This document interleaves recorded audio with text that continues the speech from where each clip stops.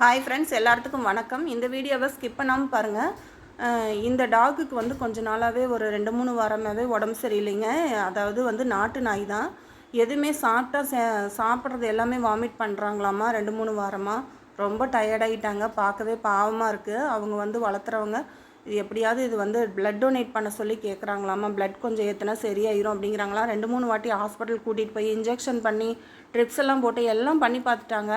என்ன பண்ணாலுமே அதுக்கு சரியாக மாட்டேங்குது. சாப்பிட்றது எல்லாமே வாமிட் பண்ணிக்கிட்டே இருக்காங்களாமா.